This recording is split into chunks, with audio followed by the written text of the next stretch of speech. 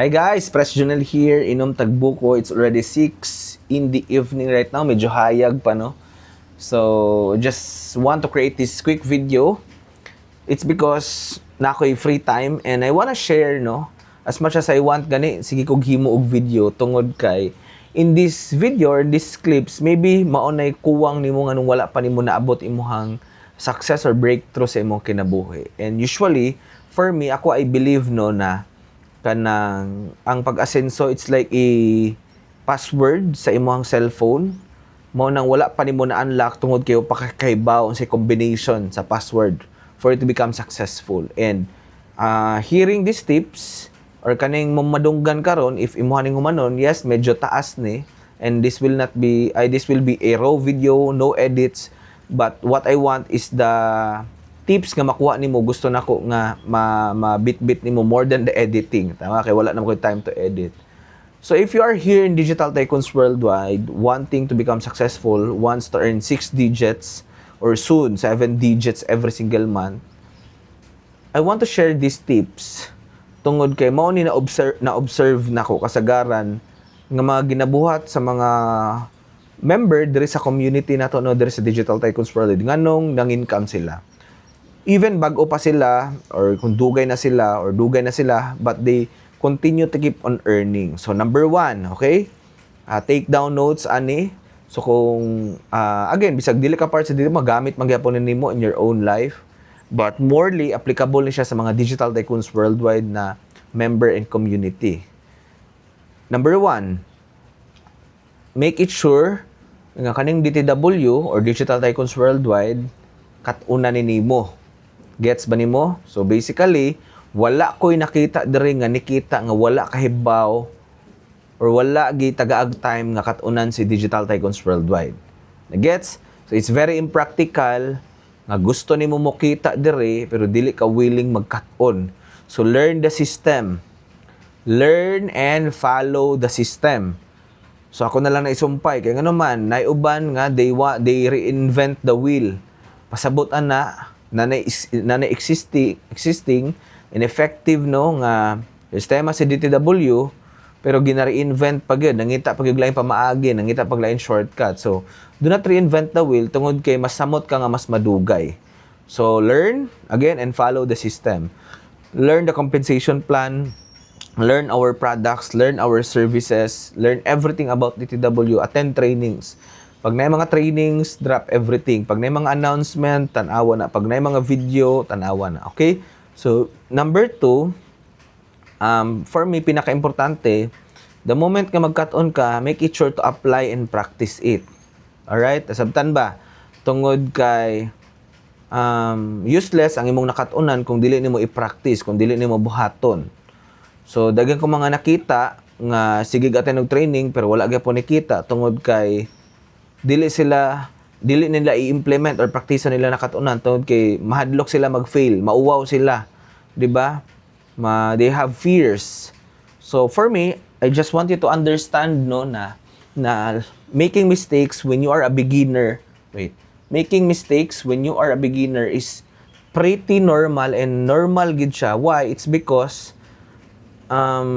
normal sa first time na to nga gibuhat or normal nga tanang first time na to nga gibuhat mag-fail gid na. Tama? So the point is it's okay to fail. What's important is you stand up, get back up and do it again much more better. Much more and better. Tama? Kay kadugayan ana ma-master man gid nimo. Ikatulo, di ba? Nag-learn naman ko press. Nag-take man kog action pero dili consistent nga action. 'Di ba? For me, ako ang illustration permanente, dili ka mo asenso ani ug dili permanente nimo buhaton ang negosyo. Tama? So, mura ni siya og nagpabukal kag ininit ba? Walay ni bukal nga ininit tubig sa gas stove nga patay sindi. Tama ba? Mas mabukal pa na bahalag hinay basta consistent. Tama ba? Kanang paandar ka, kusog kayo, nya pawang na pod. Mura na siya gingani ba? Trabaho ka sa DTW karon, next week wala na sad ka. Next day wala na sad ka kay wala kay gana. So you are basing your your trabaho diri sa DTW based on your emotion. And when you do that, di ba, our emotion is unstable. So the moment nga mag-rely kasi mo emotion, dili wala kay maabot, di ba? Dili lang diri sa DTW kundi in any aspect of your life, basta mao na imong bitbiton nga attitude. So kasagaran nga mga nikita diri, sila to mga tao nga consistent whatever will happen. Na results consistent, wala result consistent because over time mag-compound na siya, and that mao na nang reason nga burag makita ka sa uban, grabe, 'di ba? Mura naman ang ginagukod sa mga blessings, ginagukod sa mga mag-join sa ilang community. Not because sa iyang effort karon, but because nag-compound na siya. Nag-add up na tanang mga small efforts, then mo na to'y nagdala sa iya nga nung makita ka sa uban nga dali na lang kay ang blessing. For me na ginatawag nga two kinds of blessing. Una ka nang ikaw pa'y maghabol tungod kay you are, di ba, nag-build pa ka sa skills, ikaw pa'y naghabol sa blessings. Over time, pag makamomentum ka, there's what we call ang blessing na maggukod sa imuha. It's because nag-add up na ang mga little nga mga activities every single day nga ginabuhat mo consistently, mo nan ang nag-harvest na in short. So, very important nga consistent. And again, part sa consistent, wala ko nakita diri sa DTW nga nikita nga tapulan. Sabtan ba? Kaya na ko yung mga na-observe diri, gusto mo kita, walay activity sa DTW. Sabtan ba? Gusto mo kita, pero tapulan. Gusto mo successful, pero walay support sa team. 'Di ba? Gusto mo kitag dako, pero dili gina-guide ang team. Gusto lang right away leverage. 'Di ba? So how would you deserve or unsa ka nga klase nga pagkatao pag ingana imong mentality?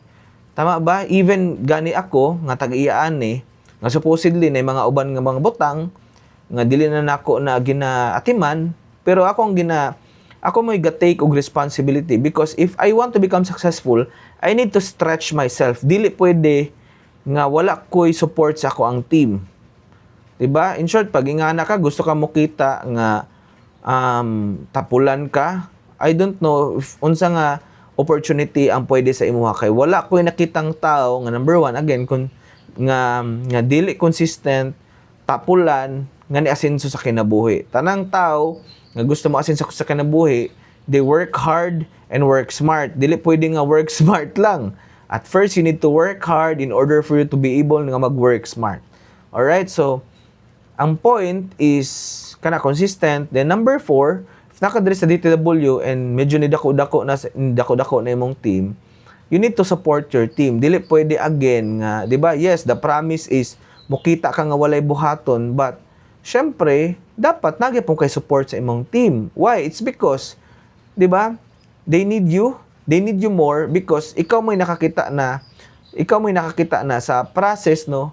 Sa process nga unsay tawag ana kanang unsaon nga maabot sa ilahang mga naabdan.